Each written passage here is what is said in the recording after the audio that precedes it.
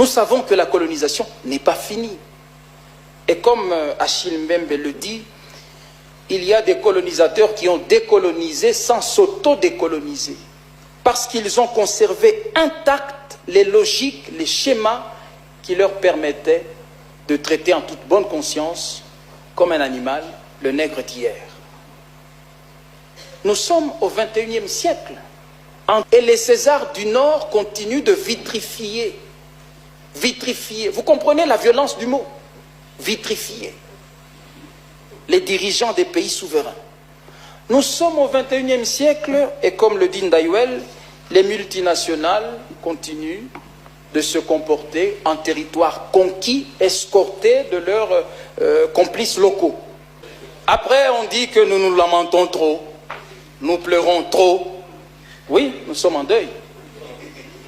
Et comme le disait Ndayouel, on ne met pas fin à un deuil par décret.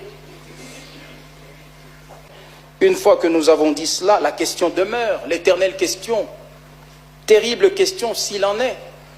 Enfin, Africains, que devons-nous faire pour sortir de nos malheurs? Le monde est sans pitié, partout gronde la terreur. De leur puissance sans mesure, nos bourreaux surveillent nos pas. À chaque fois que nous avons cru quitter les ténèbres, c'était encore pour retomber dans la nuit. Mais il doit bien y avoir une issue. Pour une vie bonne, pour nous aussi. Quelle est la voie? Eh bien, Madame la Présidente, sans prétention, moi je sais ce qu'il faut faire. Je crois avoir trouvé la voie. Mais avant de vous la montrer, je vous prie de me prendre au sérieux. Voici la voie. Parce que je sais, moi, ce que l'Afrique doit faire exactement. Et je vais vous le dire. Vous savez, je suis sûr.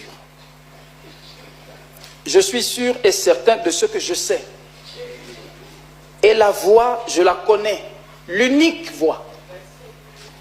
Une et unique voie pour l'Afrique, c'est la voie que je m'apprête à vous indiquer.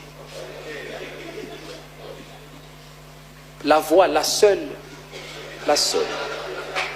Une et unique, l'unique voie, je la connais. En fait, pour sortir de ces malheurs, l'Afrique se doit une seule chose. Avoir son propre complot. Oui, c'est important d'avoir un complot. Et l'Afrique doit avoir un complot.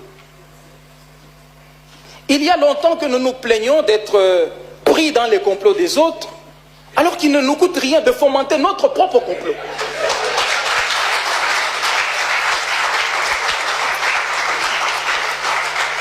L'Afrique ne continuera pas d'être le seul continent sans complot,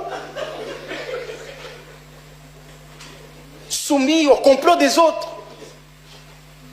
Mais s'il vous plaît, ne me châtiez pas pour le choix de ce mot. Mais je préfère ce mot complot à tous autres termes ternes, lisses et mous. Dans le vocabulaire bourgeois qui est le vôtre, vous me parleriez de vision stratégique, d'agenda politique, de programme d'action. Que non, ce sont là des sons sans aspérité ni écaille, des concepts sans âme. Il nous faut un complot.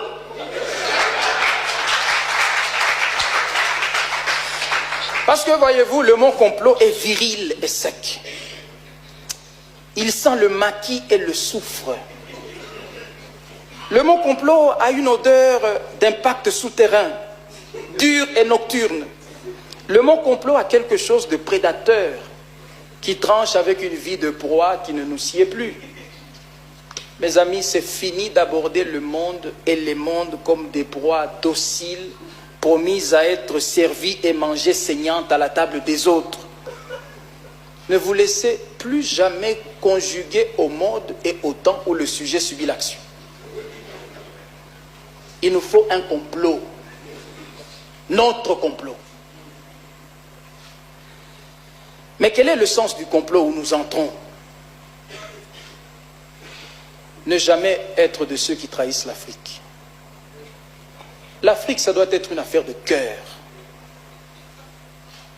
Mais partout aujourd'hui, notre élite ne forme plus qu'une caste de pseudo-patriotes de dimanche. Ils n'aiment l'Afrique que des bouts des lèvres, mais leur cœur est loin d'elle. On le voit. Désormais, la pseudo-bourgeoisie sonotropique n'a plus qu'un seul rêve, un seul horizon.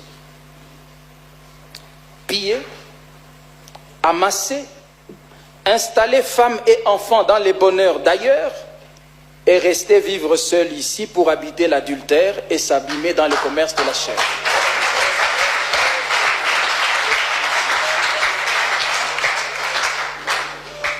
Honteuse, votre trajectoire est vile et veule. Traître, vous êtes indigne de notre complot. Quittez-le.